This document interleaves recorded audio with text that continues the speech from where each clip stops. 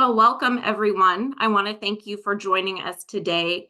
I think the next hour is going to be one of the most important hours that you spend this week. We are going to explore exposure management and how to change security operations to avoid a material impact. My name is Megan McLean. I'm an advisory partner with BPM. I'm going to be your moderator today. And here to unpack this topic with me is Rob Bathurst. He's the co-founder and CTO of Reveald. And my partner, Fred Ricca at BPM, he's an advisory partner, and he also leads our cybersecurity practice. Fred, can you jump right in and talk to our audience a little bit about BPM and why we've chosen to partner with Reveald? Yeah, thanks, Megan. And hello, everyone. Happy to have you with us. Sometimes in starting conversations like this, it's good to start with a story. And I'd like to share a story, true story, about a project I worked on about 5 years ago for a large, complex telecommunications company. And they had this business unit that they were trying to get ready to sell, to divest. And part of that, they needed to clean up their security operations. Their SecOps was not working very well. Their patch and vulnerability management program was a little archaic. So they needed to make some changes. And through the course of that summer, the long hot summer is how we ended up referring to it. A couple of things came to light for me. One was we had a client that was really in a spin cycle of just scanning and patching and scanning and patching. They didn't have any context to what they were doing. They didn't really understand why or what they were patching. What had really had happened was every day we would have a stand-up call with the CFO of the business unit and the president of the business unit every day at 5 p.m. And that call was simply to look at a spreadsheet that had a list of vulnerabilities in it. And every day the question was just, did the vulnerability list go up or did it go down? As if the list going up meant we were failing, or the list going down, we were succeeding. And of course, that was the wrong way to look at it. It was an incredible waste of valuable time and resources. Can you imagine the president of a multi-million-dollar business unit getting on a call every night to look at a spreadsheet and count up vulnerabilities? And I thought, man, there's just got to be a better way to do this. But at that time, there really wasn't. And so when we met Rob and we met Reveald at BPM, we thought, this might be the better way. Because at BPM, in our cyber practice, what we really try to focus on is being strategic with our clients. Take a very programmatic view to their cybersecurity programs and not get so hung up in the ups and downs of kind of the daily operations. And we felt like with Reveald, we were finally in a position to help our clients start thinking about their vulnerability management programs in a way that was risk-based. The data was contextualized. We were not just patching just to patch. And we had a way to really provide practical and pragmatic solutions to these problems of scan, patch, and repeat. And so we got away from, when I think about that project 5 years ago, most of what we were trying to do was wishful thinking. And now I feel like today we're at a point where we really can bring meaningful change to a security operations program. We can really focus on what's important, and we can really help our clients make the most of their security efforts. And so that's the background. That's the way BPM likes to think about cybersecurity. That's why we're really excited for this partnership, and we're really excited for this webinar today. And Rob, maybe that's an opportunity for you to just fill everybody in on what our objectives are today, what we're going to cover, the types of things we're going to spend the next 45 minutes or so talking about. Yeah, absolutely. Happy to. And, thanks everyone for joining. As Fred was talking about, what we're really focused on is a holistic risk-based approach to understanding what can cause us harm, right? And so as we go through the webinar today, we really want to focus on kind of two key objectives. One, we want to understand what could cause a breach and how that leads to a material impact to an attack path, right? When we think about the attack paths, they are the consequence of that initial exposure, of that initial risk. And so we'll talk about how to think about those. And then we want to understand, well, if we're taking this holistic approach to, cyber risk management, what we call exposure management, what is the path we can take to transition from a traditional kind of vulnerability management approach to a more proactive exposure management approach? And so when we think about the kind of three things we want to ask ourselves, and happy if you want to touch on this a little bit too, Fred, is three big questions. What do you know? What are you doing? Is it enough? And how do you know? And we'll really be talking about the key points about, do we know about our vulnerabilities? Do we know about our exposures? Do we understand if there's critical business applications at the end of it? And one of the things we'll really touch on is not just the testing of your program, but what is the confidence you have in that output? As Fred really illustrated at the beginning well, was, executives don't want to look at CVSS scores and 1,000 vulnerabilities is better than 2,000 vulnerabilities. It's all about the why am I here? Why am I really focusing on this risk? Why do I want to put the effort into understanding that? So hopefully it'll be a good education as we go through here. And Rob, I would just say to our audience, if you're a non-technical person here, if you're in management, on a management committee, on a board, in a leadership role where you interact with your cyber team, if nothing else today, these are three questions that you should be asking, right? What do we know, and what are we doing, and is it enough, and how do we know? And if you're on the other side of that coin, if you're a CISO, or have a technical role on the cyber team, you should be answering these questions for your executive stakeholders. The title here was around potentially avoiding a material impact, and I know that's on everybody's mind today. Any public company, SEC disclosure, I'm having lots of conversations every week about that topic. These are the types of questions that you need to be asking, and these are the types of questions that you need to be ready to answer, because that's going to drive a discussion that is at a much different level than looking at a spreadsheet with 1,000 vulnerabilities in it.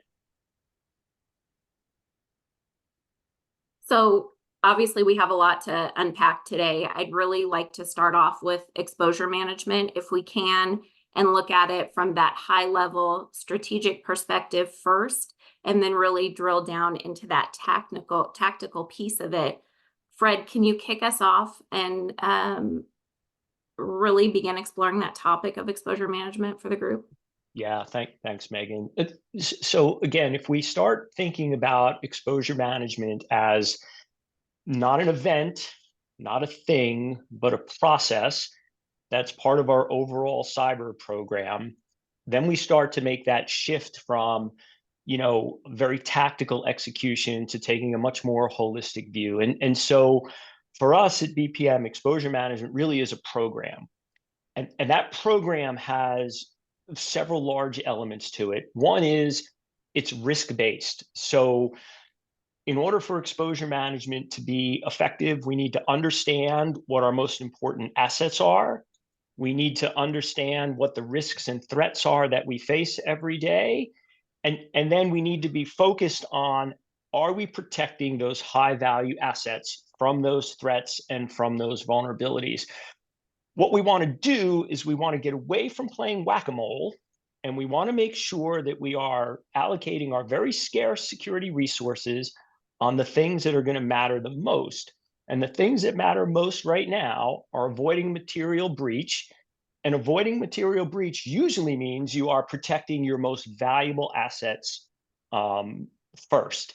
And everything else kind of spawns from that. And so you're not spending time and effort and money on things that might be unimportant, might not be in an actual attack path, might not have an active threat, bad actor trying to exploit it, but really get you focused on those things that are most important. And so when you go to your executive stakeholders, when you think about the organizational impact of your cyber program, you're now in a position to have a much different discussion. You're in a position to have a discussion that says, we know what's important here.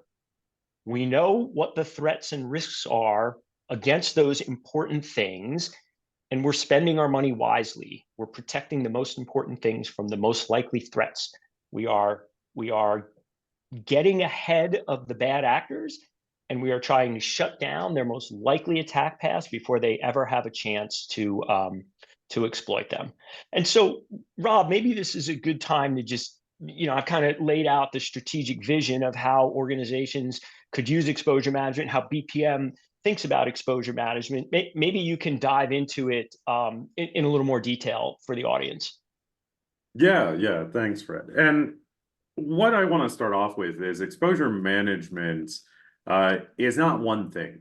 Exposure management is this concept of asking the right questions as a leadership team and working our way backwards to the root cause, right? If we think about any other industry, if we think about healthcare, if we think about crime investigation, we always ask the questions, well, what did they get? What did they steal? What did they take? But with cyber, we have this tendency to always try and go, well, how did they get in? And it's a less important question right away than what was at risk. What did they have the potential to take? And so when we think about exposure management, we have to think of it holistically from that point of value, from that material impact back to the beginning, right? And when we approach this as a concept from a practical perspective, we have to remember that it is a combination of facts that allow us to protect ourselves, right? It's not that your vulnerability management program is bad, or that identity management is bad, or configuration management, or patching process, or network management, or whatever it is. It's not that you can singularly point to a failure of a program to say that this was the cause. The systemic root of the problem is always a combination of things, even if it was one vulnerability that didn't get patched that let them get in. That one vulnerability is rarely what allowed the attacker to get to that thing that caused that impact. And so when we think about it really technically and really tactically, it goes back to those three questions, right? Did you know why? Did you know that it was a good program, that you're resilient, that the things that you care about are protected? And what was the proof of that, right? What was the process around it? What was the technology? What was the approach we utilized to verify that? And so when we try and evaluate as an organization, what's our exposure? Is the same way we look at exposure to a financial risk. We take all the calculations and say, if all of these things were to be true, what's the impact? What goes down at the end of the day? And so when we think about approaching this as a solution finding process, exposure management really comes into how we think about our organization. Everybody always says, hey, we're a team, we're a team, we're a team. Except when we look in security, traditionally we've been very siloed, right? These guys have that specialty and those guys have that specialty, and this team has that and that team has that, and then sometimes they talk in between. But when we look at the outcome of exposure management, it's action oriented. It's not necessarily a patch this or change that ACL. That's kind of an outcome of a decision. What we're really looking at is high level things. We want to remove a risk from the environment. We want to mitigate that risk. We want to remediate that risk, which is very similar to insurance, right? You can accept it, you can transfer it, you can make it somebody else's problem. And so we think about it that same way. And once we realize that these conditions of risks, these impacts can come from almost anywhere in our environment, from the people executing a bad process, to a technology being implemented incorrectly, to a 0 day, to a risk that literally just appeared, we realize we have to take a much more kind of resilience-based approach to understanding what are we doing and why are we doing it. So to kind of recap the big picture here, when we think about the goals that Fred outlined and we think about the tactical steps we're taking to think about what the best approach to protecting that material asset is, that thing that generates the value for our company, we always have to be thinking about the question of what am I doing to mitigate or remediate this problem, right? It's always the big picture. It's not one thing, it's not one person's job, it's the organization's job to always be thinking of the conceptual problem. I don't want to lose access to my application. I don't want to lose access to our patient records. I don't want to lose access to, our financial resources. So what are we doing holistically to protect that? And that's, one of the big key areas in the shift of thinking is it's not one part of my program's problem. It's a holistic problem we need to discuss. Yeah, Thanks, and Rob, Rob. Go sorry, ahead, Fred. Megan. Yeah, and I would just add to that, Rob, so much of this needs to start with an understanding. It's a really simple question. How do we make money? Right? Like when you start to identify the business processes, the application, and the data that support your business, that support how we make money, to me, that's really the first step in building, well, any cyber program, but in particular, an exposure management program, because we need to know what's most important. And we need to know, if you have a risk register in your company, and presumably you do, but you're not updating that risk register, monthly, weekly, like on a regular basis, you're introducing blind spots. You're introducing, the unknown risks that could be impacting those really critical assets. And so that idea of I understand what's really important to me, I understand what my crown jewels are, and then I understand what the threats and risks are that could impact that. That's to me is really the foundation for building, again, not only your cyber program, but also your exposure management program, because that's the most important thing. And that's where we want to be able to go back to our executive stakeholders and say, we've identified the most important things, and these are the things we're doing to protect them, rather than having a discussion that says, well, we blocked 10,000 events at the firewall this month. And so that's where it all starts for us, with that crown jewel risk assessment. So we do have a question, and I should mention for our audience, please, as questions come up, put them in the Q&A. We'll do our best to get through them and answer them during the presentation, and then any that we don't get, we'll try to capture at the end. But this question, and Rob, I think this is a good one for you.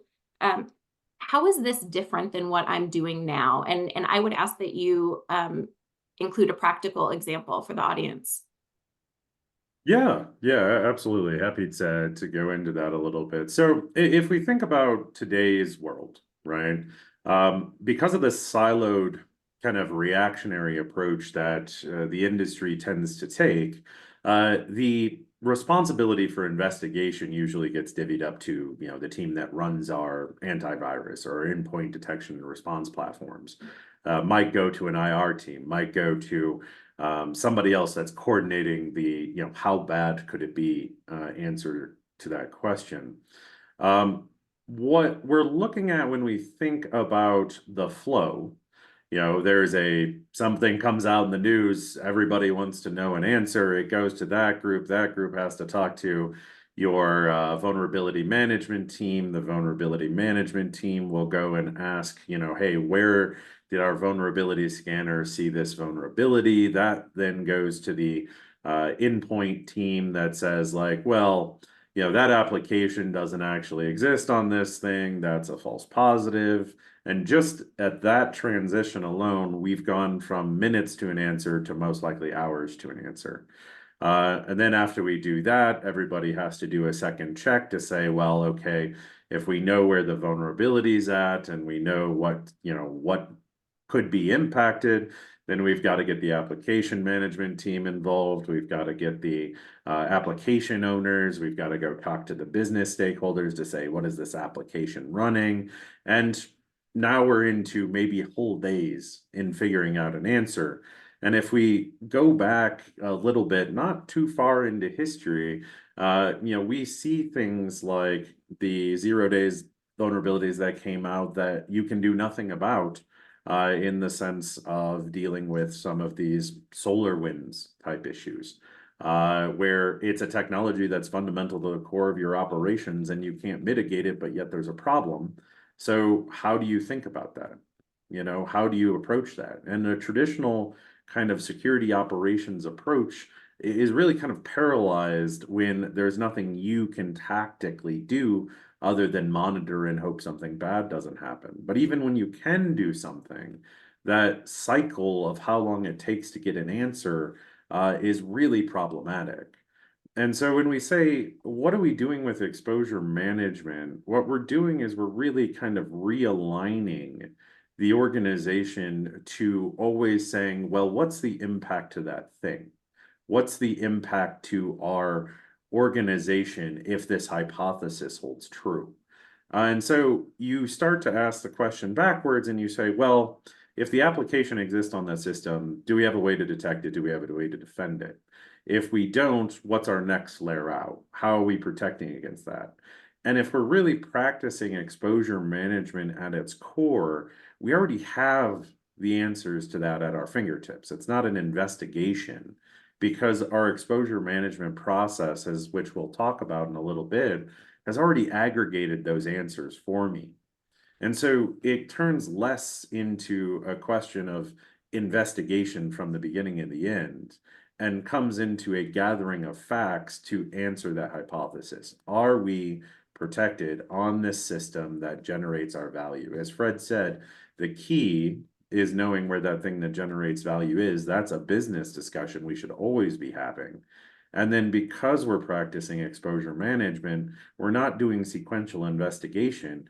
We're taking a set of facts we already have and divining the answer from that, and then doing our corrective remediation, mitigation, and analysis step from there. It's a much tighter loop in getting to an ultimate outcome.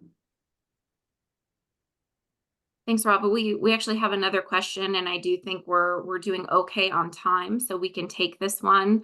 The question is, how will the maturity level transition from our current vulnerability management program to continuous threat exposure management?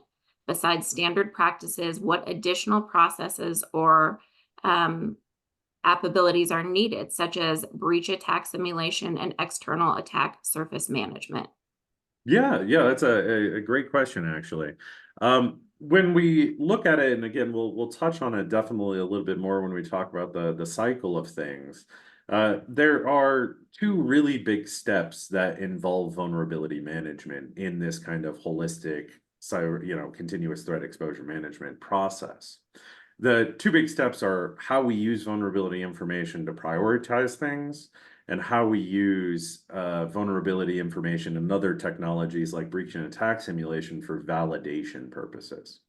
And one of the big transitions in our level of maturity and understanding vulnerability and changing our vulnerability management practice from compliance, patching quotas, hitting targets, to patching for purpose, we can go through and say, our scanner gives us a level of telemetry for us to be able to prioritize an understanding of what's happening on that device. If something bad was to occur, if an attacker gets proximity to that vulnerability, what could they do? Is it exploitable? And then if we put an additional layer of context on top of it, which the industry really knows as kind of vulnerability prioritization technologies, people will start to apply threat intelligence. They'll say things like, well, this attacker tends to utilize this vulnerability as part of their tactics, or this attacker is fairly active right now. And that's kind of where it starts to get fuzzy for most organizations. But when we apply that exposure management concept, we're already marrying up the mitigation side that we have with our controls, and we're marrying up the impact, the actual material, the materiality of that potential breach. And so when we look at it and say, okay, vulnerability management will mature because we're only going to focus on patching the critical vulnerabilities that have the potential to cause a material impact. But when we go through there and we say, okay, we know the vulnerability exists, we know that there's a threat actor actively targeting it out in the wild, we know that that has a potential to be exploited in our environment, we know that it is real and present on that system, because vulnerability scanners, both endpoint-based and network-based, have disagreements on what is a mitigated vulnerability versus a remediated one. And so we understand the context of a remediation versus a mitigation. And then we understand the value of what's on that system. And this is the really kind of big thing we're going to be talking about a little later, is an attack path is always asking what's next. Where can I get to from here? So that vulnerability might be exploitable on a non-critical system, but because that system has the ability to communicate or move to a system that is of high value, is a material impact, we now treat that system as if it were critical. And so when we talk about the maturity of our vulnerability management program, we're able to ask really important questions and get really precise answers. This system is vulnerable, and the consequence of not patching it is the attacker is now in proximity to the thing that's valuable to us. And so if we think about how that's a massive shift from traditional vulnerability management, is we've moved away from asking a question about how bad is it for this one system, and we've asked how bad is it for our ecosystem, which is a really hard thing for people to be able to answer today. And so moving a little bit on, and I'll touch on this, as we go forward, is that validation step is, now that we have all that intelligence about, do we care? Should we care? Why do we care? What's it in proximity to? The breach and attack simulator side of things, or what we call attack validation, is going through and saying, yep, we know it's there. We've tested it. We've checked the configuration of that system. We know it's defended or it's not defended based on the way the threat could impact us. And then we've shown conceptually that we can access that network exposed service. We can get a hold of that credential if we want to. And because exposure management already knows the impact conceptually, that validation of a breach and attack simulator is just our proof. If we think about it from a court perspective, like, that is taking the theory to the evidence, right? And so when we say, at the end of our cycle, we're going to allocate these resources to mitigating or remediating this risk, we now have an exact reason why. We have the potential, and I'd love Fred to comment on this as a concept, is we have the potential to tell our executive leadership, I have allocated this many man hours, I have allocated this much money, I have purchased this technology to protect a much greater value, to protect a process, to protect a factory, to protect an application. And that's a much different concept than, I used my time to mitigate a CVS S9 vulnerability. Yeah, Rob, that's just right on. And so the question here also asked, look, any cyber solution has a people, process, and technology element to it. At BPM, what we like here about this concept of exposure management, so if we take those crown jewels that we talked about, if we do that process of identifying those, and then if we leverage the Epiphany intelligence engine to create these simulated attack paths, and those attack paths are very dependent on what you're doing today. They're dependent on the outputs from your scanners. They're dependent on your identity and access management systems, your Active Directory, whatever you're using for privilege. Like, all of that information, gets pulled into creating a simulated attack path. And so that helps us do a couple of things, and drives that conversation with executive leadership. One, we now understand the most likely way that an attacker is going to get, we see it, we know the hops from here to here to here to here. We know the hops to get to our most valuable assets. And so that puts us in a position to perhaps patch one, kill many, right? Perhaps by fixing one thing that's, in that attack path, we might shut down several dozen other ways for an attacker to get into us. It also helps us, we don't want to be a beacon for attackers. And so gives us the opportunity to perhaps look at what our surface area looks like and perhaps start to shrink that down, right? And so to Rob's point, we're now having a discussion that says, we are shutting down the most likely way that an attacker can get to our most important things. The other thing we really like about this is, I'm sure everybody on this call does some form of red teaming. We really like using this as a way to inform our red teaming exercises, because red teaming has pros and cons, strengths, weaknesses, like any process. But we like the idea that we can really focus our red teaming on proving out that the simulated attack path is in fact vulnerable. That's another data point that helps us in applying scarce resources to fix things. But it gives us a much different view of our red teaming exercise, because it allows us, again, to really get focused on the most likely way somebody might get to us and the most important things to us. So when we pull all that into combination, we find we get very compelling results for our clients, and we get a very good message to bring back to our executive stakeholders and our boards about, hey, we're using our scarce security resources in the most effective way that we can. So thank you for these questions. Please keep them coming. In the interest of time, though, I am going to move us on from that concept of exposure management, and I'd really like to explore how it's implemented in a security operations program. And Rob, can you start us off with that? Yeah, if we look at it, right, what we're trying to do is we're trying to take what is a fairly tactical activity, and we're trying to move it to a more strategic approach, right? That's the core message we've been talking about so far. That's what we're trying to do. That's where we're trying to move our focus. We're trying to get people to, instead of working on the speeds and feeds, the blinky lights in front of us, we're always trying to think about the big picture. And spending 20 some years in the red team side of the world and being the attacker, that's what we're always thinking about, right? That's what we're always focused on, is what is the minimal set of actions that will allow me to achieve the greatest result, right? Because attackers also have this, time value of money, right? And so when we look at the today, what we see is that security operations, while we claim them to be proactive in a lot of organizations, are really still reactive. We always identify a problem and then we fix it. A scanner finds it, an EDR finds it, an identity management tool finds it. And we're always in kind of this break fix mode. We wait for the thing to happen and then we try and make a correction.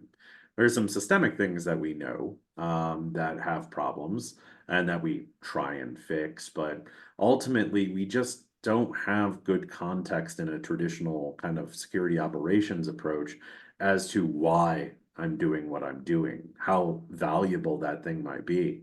And even in smaller organizations, 2, 3, 4,000 devices, it starts to get complicated. Now imagine something like one of the big financials with hundreds of thousands of employees and millions of machines and fractured parts of the firm, where the left hand and the right hand are on two different bodies, going through there and trying to understand why it's important.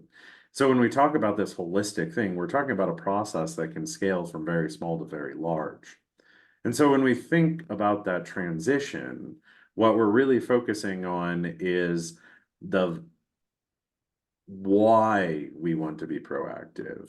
If you start identifying the potential exposures before they become a problem, we have, as Fred very rightly pointed out, the ability to find the action that gives us the greatest net benefit, right? And that's the thing we should always be focusing on. What is the one thing we can do at this time to remove a risk before the attacker has the ability to execute on it?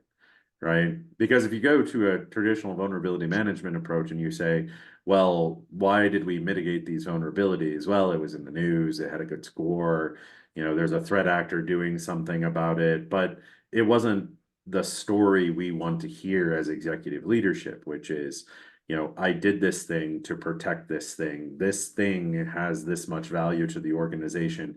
I rightly applied my resources to doing that. And so if we always think about that, what is the one thing I can do today to reduce the most risk in my organization?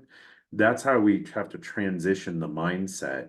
Because if every part of our security organization, which again, we'll go through when we get into the CTEM side of things, if every part of our organization on the security and IT side is always asking, what's the one thing I can do today to give us the greatest net risk reduction?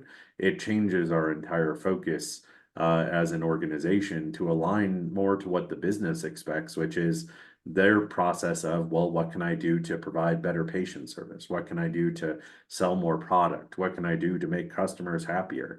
They have singular driving focus on that side, and we need to create an equivalency on the security side.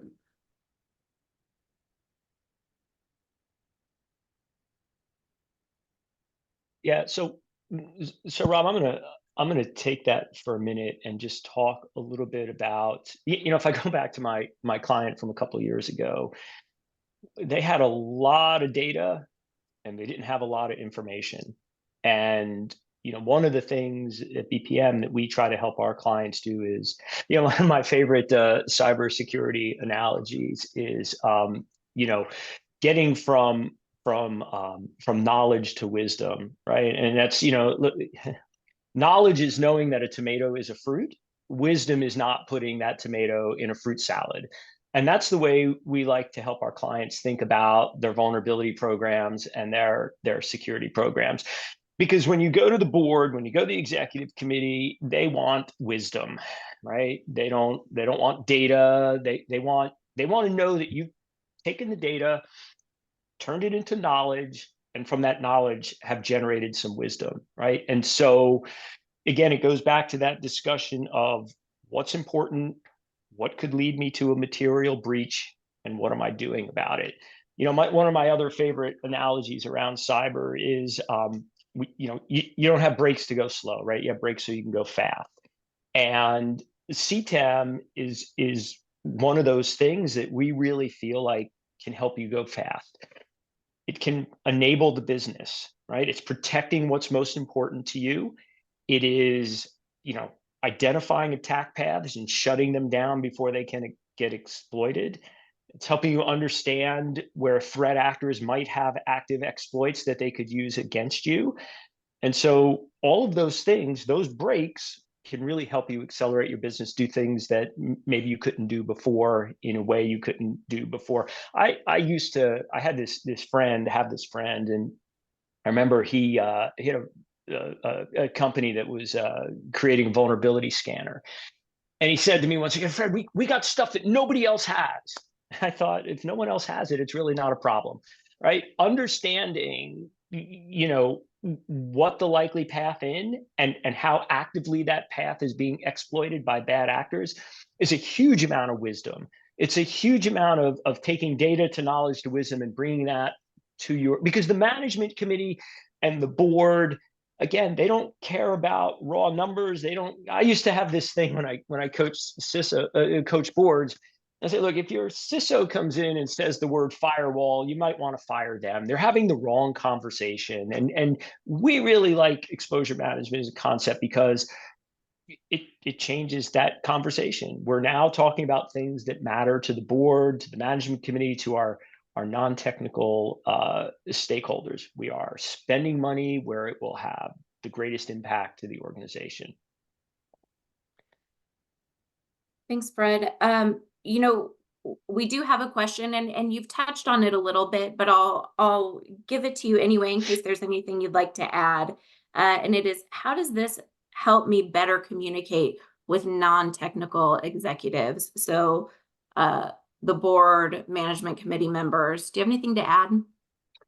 Yeah, it's a great question, Megan, and I do feel like we've talked about it quite a bit. I would just like to reiterate, it's that discussion about we understand the business, we understand how the business operates, we understand what's important to the business operating, and here are the things that we are doing to prevent an attacker from disrupting those operations and preventing us from achieving our business objectives.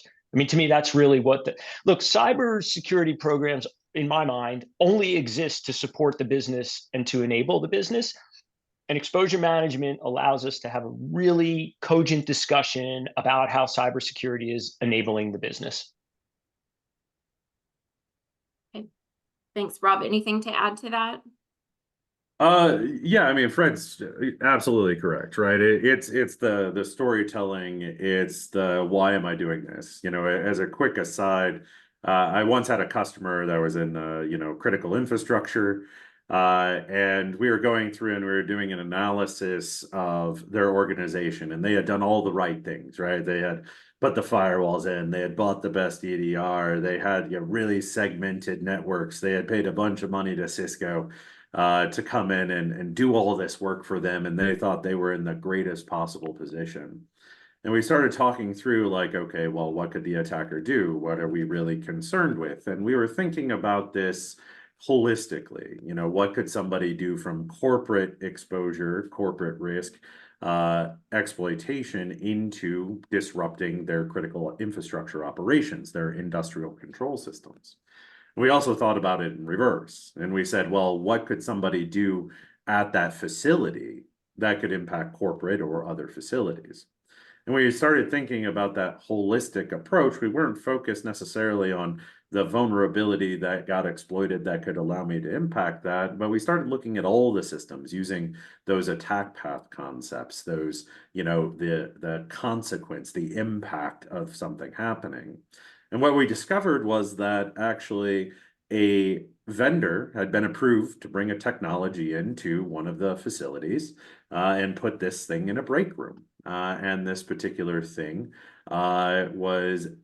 had admin level access to their identity management system because of the way the vendor said it needed to be set up. And to be accommodating, facility IT went and gave them that access because, management bought the kiosk and therefore, it was what it was. And so if we think about it, they were looking at it corporate out and they were looking at their industrial control systems and they were telling the story to their leadership that, hey, we're locked down, we're great, pen testers come in, they can't do anything. Except when we started looking at that attack surface and that risk back into the organization at the individual employee level that isn't IT focused, that isn't a corporate knowledge worker, we realized they had a massive exposure that could impact the entire organization. Then anybody who walked in their break room with a bad thumb drive or a laptop could take over their entire environment. And so when they went back to the management committee and said like, hey, we have a massive exposure and risk due to our vendor management process, to our security review process, and we need to allocate this time and money and these technologies to better isolate, better understand what's going on in the facilities, and better put controls around our vendor management process. They understood that. They're like, oh, wow, why did we buy something that didn't go through this level of review? So it's being able to tell that story of like, look, it's no one's fault that it happened. We're glad we caught it before something bad happened, and we need to correct our process going forward. And this is why. Thanks. We're at the bottom of the hour now in our presentation, and I would really like to spend the next 15 minutes or so helping our audience understand if they want to begin to implement an exposure management process and system in their organization, what are some of those steps that they can take to begin that evolutionary process? Rob, is that something you can start off with? Yeah, absolutely. Right. So if we think about it foundationally, right, if we think about what we're really focused on with transitioning this process, And this is a lovely, rotational diagram, a cycle that Gartner put up there and coined. But what we're really focused on is realigning all of the technologies in our organization and all the individual silos of data around being able to execute this cycle. If we just kind of break the cycle down a little bit, it's kind of things we already do, right? It's a transition, not a revolution. It's a moving from what we do today into a kind of better way to look at the problem. It's not trying to disrupt everything you have, right? Too much of, technology, especially in the cyberspace, is created by a lot of smart people that want to show you how smart they are. And so they come in and they say, hey, just put our thing in and we'll do all the things, especially with AI and all of the disruption that's potentially causing. But what we're really doing is we're saying, how do we realign what we have in our existing vulnerability and identity management and endpoint management and risk management into a different bucket, into a bucket that helps us execute this cycle. So if we think about scoping, it is exactly what Fred touched on. It is exactly what he focused on at the beginning, which is knowing what's valuable. And if we can't get that out of the organization, if the organization can't tell us, hey, we sell widgets and this thing helps us sell widgets, we're going to have a hard time, whether it be in traditional security or whether it be in exposure management. And so scoping is one of the most important foundational activities we can do. And that is a big action-driven activity by the organization. Let's figure out why we do what we do. Discovery is where you start to get tooling, where you can take those things like scanners and endpoint protection solutions and asset management, and you can say, hey, where are all the things in my environment that have issues that I need to know about, that are valuable to my organization, that could impact me? And that feeds into our prioritization. And just like we talked about before, exposure management driven prioritization is a lot different than vulnerability prioritization. Exposure management driven prioritization is always focused on the big question, which is what is valuable, what can impact it directly, what can impact something that impacts it. So we're always asking that path or that graph or that relational question of, if that is the center of our universe, how do we prioritize the things around it? Again, mitigation can be, in certain cases, as good as remediation, because there are a lot of older technologies we use that just can't be remediated. The problem can't be taken away, but we can put mitigations in place to give us confidence that it's protected. And then that's where that breach and attack simulator, that's where that attack validation, the red teaming, the pen testing services, if we're really focused and we're really tight on our first three steps, that validation becomes really, really productive. If you look at a typical pen test right now and you say, Emma, allocate 40 hours to your red teamer, just come in black box and do whatever you can do, you might get some interesting results. But coming from that world, I can tell you that the majority of people are going to do the normal thing they do. They're going to show success so they can have value, and they're going to hand you a report. It's about 60 pages long. And you may get some value out of that. But if we have already done that scoping, discovery, and prioritization, now we can say, look, I already know these things are vulnerable. I know these attack paths exist. I know these exposures are here. I've already done some mitigation and remediation to deal with those. I want you to validate that this critical asset can't be impacted anymore. I want to validate that this attack path can't be extended, that this can't get worse. And so you have a really focused outcome for that validation tool, that breach and attack simulator, that red teamer. And then lastly, if we think about the whole point of CTEM, if we think about the whole point of exposure management, it's mobilizing the right resource for the right reason at the right time with the right scope, right? It's going out there and saying that if team A needs to remediate an issue, they have all the context as to why. They know where it's, other impacts might be in the organization. They have an understanding of how to check it and how to validate it. And they know exactly where to focus with that issue. We do that in development all the time, right? You hear these things about test cases. Well, we write some code, we make a change, we have a test case, make sure the system still works. Well, in a lot of mobilization and a lot of remediation process in organizations, that context is left out. They just get a ticket to go patch an application on a system with no context as to why, and security will show back up if there's a problem. Whereas that's not really what we want to do here. That's not what we want to do. Once we have a good understanding of that cycle before mobilization, we should be giving precision actions at the end of that mobilization.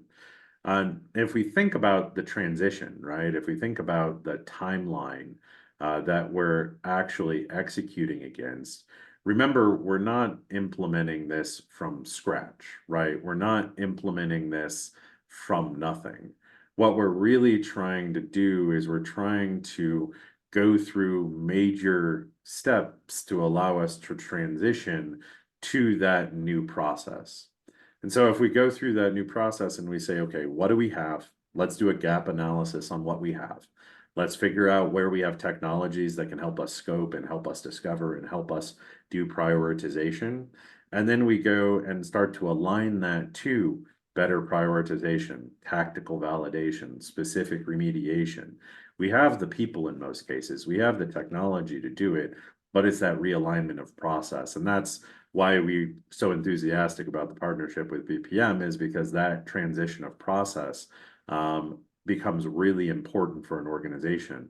And that is a top-down driver. That's not a bottom-up driver.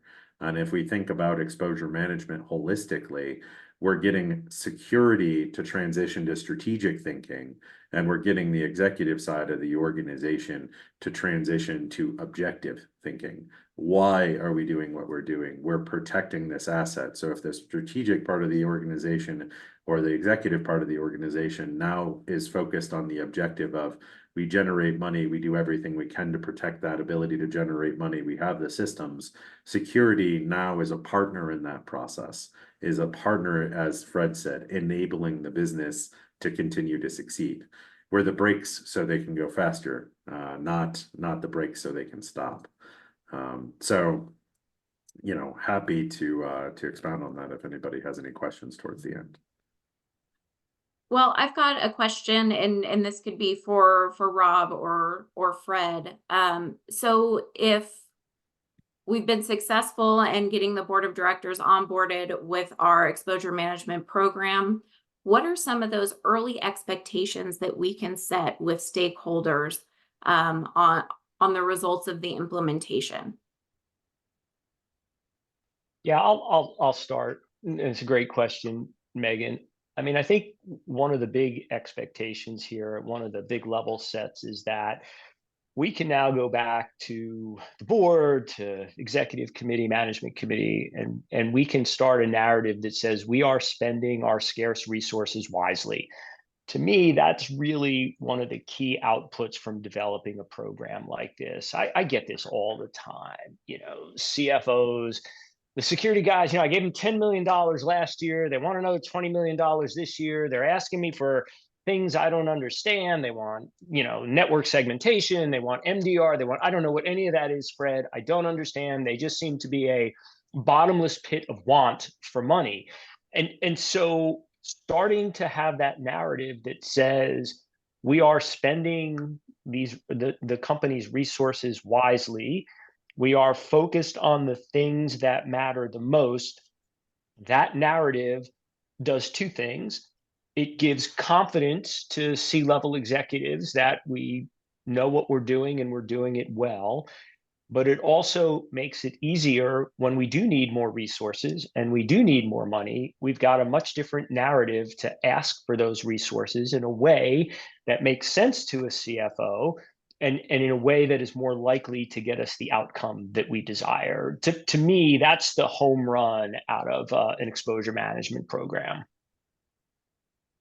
So in our last few minutes here, Fred, can you just recap for us the high points of what we went through, and if the audience takes away anything from today, what you hope those top 3 items are?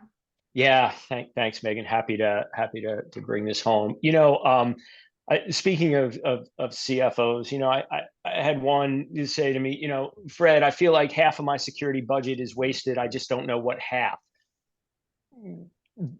With what we've talked about today, understanding what exposure management is, how it intersects with what we're doing today with our current scanning, patching, SecOps programs, and some of the practical steps that Rob talked about, hopefully our audience has come away with not only being able to understand what half of their budget is being wasted, but not wasting any of it, right? That to me is the message that we wanted to talk about today, to convey today. And so again, if you took nothing else away today, those three questions, we just think they're so important. You know, what do we know? What are we doing? And is it enough? And how do we know? Depending on which side you're on, asking those questions and being able to answer those questions are key to changing the narrative and changing the dialogue between the cyber team and the management team. And so, you know, we opened up. I opened up talking about, you know, we love our relationship with Reveald. You know, practical and pragmatic solutions for our clients. Maybe just 4 sort of practical recommendations coming out of today, right? One is assessment, you know, that sort of constant evaluation of what's important, what are the risks, what's in my risk register, what's my posture, you know, what's my exposure level. And then planning, thinking about how we roll out an exposure management strategy, how we leverage firms like BPM and Reveald, how we leverage the Epiphany intelligence engine to develop a tailored strategy and program to help us identify the most likely ways that an attacker can get to our most important things. Execute, right? Run it, implement it, analyze the results, start to take action with those results. And then it's just a continuous review and learning process to continue to refine and improve the program. I mean, if I had to sum this all up in just one sentence, you know, exposure management, stop playing whack-a-mole and start putting your resources where they're going to matter the most. And with that, Megan, I think we've got some time maybe for a few questions, if any, at the end here. I do not see any other questions, but I would invite the audience, if you have any additional questions, we can take them in the next few minutes.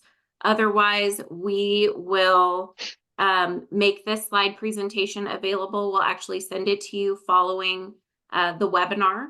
And if there are any questions that you didn't feel comfortable asking on the webinar, please reach out. The contact information will be there, and we're happy to just connect with you and brainstorm your current situation.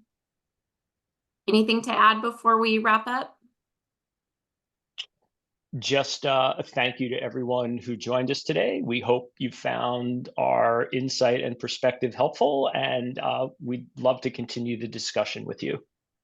Yeah, I echo exactly what you said, Fred. Thank you for your time today. I really appreciate it. And if you have any questions about the concepts or the technologies involved, or you know, the process that you should go through as Fred outlined in those recommendations, happy to be an advisor, happy to help you with that as we can.